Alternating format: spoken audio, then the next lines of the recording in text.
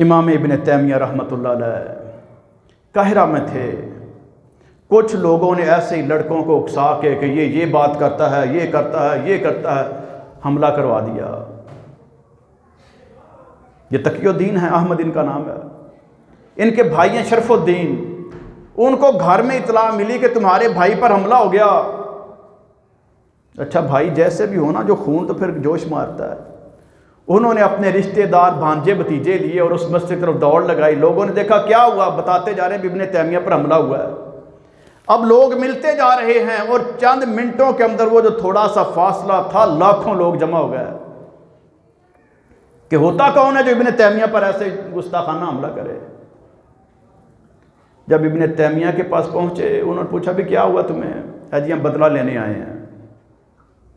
کہتے میرے لیے آئے ہو؟ ہاں جی آپ کے لیے آئے ہیں۔ اچھا ٹھہرو، پھر جو میں کہوں وہ کرنا ہے، میرے علاوہ کچھ نہیں کرنا۔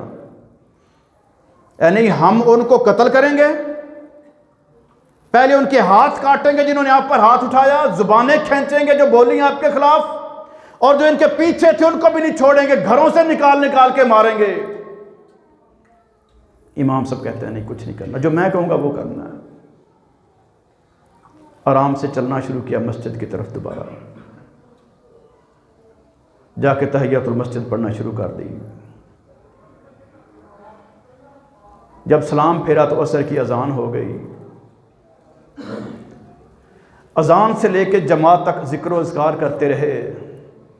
اسی عام امام کے پیچھے نماز پڑھی، سلام پھرا تو اٹھ کے کھڑے ہو گئے اور خطبہ پڑھ کے درس دینا شروع کیا کہ میرے بھائیوں، جو آپ کو غلط فہمیاں پیدا کی گئیں، قرآن اس کے بارے میں یہ کہتا ہے، حدیث اس کے بارے میں یہ کہتی ہے، میں اپنی بات تو کرتا ہی کوئی نہیں۔ اگر میں نے کوئی ذاتی اپنا ایک لفظ بھی استعمال کیا ہو تو میں مجرم ہوں، لیکن جب رب کا قرآن یہ کہتا ہے، پیغمبر علیہ الصلوۃ والسلام کا فرمان یہ ہے، تو بتاؤ قرآن و سنت کو چھوڑ کے کہاں پہ جاؤ گے؟ اتنے دلائل دیے، اتنی آیات پڑھی، اتنی احادیث پڑھی، مغرب کی اذان کا ٹائم ہو گیا۔ نماز سے تھوڑی دیر پہلے انہوں نے کہا جی میں نے شام کے اذکار کرنے ہیں، آپ مغرب کی نماز کی تیاری کریں، کسی نے کوئی سوال کرنا ہو تو کر سکتا ہے۔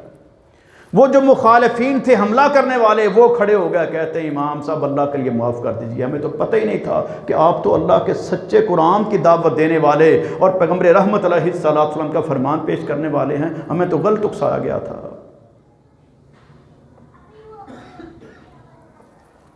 اسی انداز سے ایک بہت بڑا جو مخالف تھا، اس کا نام ہے ابن مخلوف۔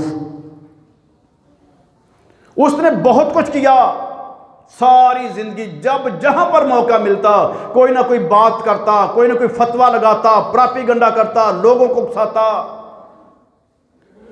بالآخر وہ بیمار ہوا اور فوت ہو گیا۔ امام صاحب اس کے گھر میں پہنچے اور اس کے بچوں کو بلایا کہ تمہارے والد محترم فوت ہو گئے ہیں، آج کے بعد تمہاری کفالت کا میں ذمہ دار ہوں، کسی قسم کی کوئی ضرورت ہو، جیسے آپ اپنے والد محترم سے تقاضا کرتے تھے ویسے مجھ سے کرنا ہے، میں آپ کی خدمت کے لیے حاضر ہوں۔ اتنا زبردست آدمی، اتنا عاجز آدمی، اتنا متقی آدمی، اتنا زیادہ علمی طور پہ مضبوط، تاریخ اسلام میں ان کی اور مثال کوئی نہیں ہے۔ ہم جس چکر میں پڑے ہوئے ہیں، جو ماحول بنایا جا رہا ہے، اس ماحول میں اگر ہم کامیاب ہونا چاہتے ہیں تو نبی مکرم علیہ السلام کا اسوہ اور صحابہ اکرام کا کردار، اور پھر صحابہ اکرام کے جو واقعتاً کردار کے ترجمان ہیں امام ابن تیمیہ رحمۃ اللہ علیہ جیسی بڑی بڑی شخصیات، ہمیں ان کو پڑھنا چاہیے، اپنے بچوں کو پڑھانا چاہیے، تاکہ ان کے اندر یہ جو خام خواہ کی ٹسل بنتی ہے، جو ان کے اندر تعصب آتا ہے، ان کے اندر جو فرقہ واریت کی ہوا کو پھیلایا جاتا ہے، ان کے اندر جو ٹکراؤ کی پوزیشن کو پیدا کیا جاتا ہے، ان کو پتہ چلے کہ کلمہ پڑھنے والا جیسا بھی ہو وہ بالآخر ہمارا بھائی ہے۔ اور حیران کن پہلو یہ ہے کہ اس وقت یہ جو داعش والے ہیں نا، دھماکے کرنے والے، وہ بھی ابن تیمیہ کا نام لے رہے ہیں کہ جی ہم ان کو مانتے ہیں، حالانکہ شیخ الاسلام ابن تیمیہ رحمۃ اللہ علیہ کلمہ گو کے خون کو حرام سمجھتے ہیں کہ کسی کو قتل کرنا کسی مسلمان کے لیے جائز نہیں ہے، اور یہ ظالم جگہ جگہ قتل عام بھی کرتے ہیں اور پھر نام بھی ان کا لیتے ہیں۔ تو اس لیے ضروری سمجھا کہ ایسی شخصیت کا تذکرہ کیا جائے جو ہمارے موجودہ حالات کے مطابق جن کو حالات کا سامنا کرنا پڑا، اور ان مشکل ترین ماحول اور حالات کے اندر بھی قرآن و سنت پر عمل کر کے وہ بہترین طریقے سے کامیاب و کامران ہوئے۔ ہمیں بھی اسی انداز سے اپنے آپ کو بنانا چاہیے کہ کوئی بھی کام کریں کوشش کریں کہ اللہ کے حکم کے مطابق ہو، اور طریقہ کار کسی دوسرے کا نہ ہو، صرف اور صرف جناب محمد رسول اللہ صلی اللہ علیہ وسلم کی سنت کے مطابق ہو۔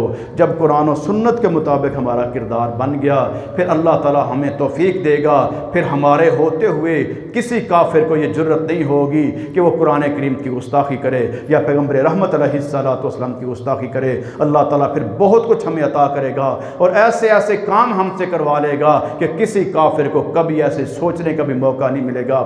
آج جو کفار کر رہے ہیں، سبب فقط یہ ہے کہ ہم نے خود قرآن کو چھوڑ رکھا ہے، یا اس کے تعویذ بنا لیتے ہیں، یا اس پہ قسمیں دیتے ہیں، یا اس کو لپیٹ کے اوپر رکھ دیتے ہیں، یا شادیوں میں جہیز میں دلہن کو دے دیتے ہیں۔ جس مقصد کے لیے قرآن آیا تھا وہ یہ مقاصد نہیں تھے، مقصد اس کو پڑھنا تھا، سمجھنا تھا، اپنانا تھا، اور دنیا پہ غالب کرنا تھا۔ اللہ رب العالمین ہمیں اس کی توفیق عطا فرما دے۔ وآخر دعوانا ان الحمد للہ رب العالمین۔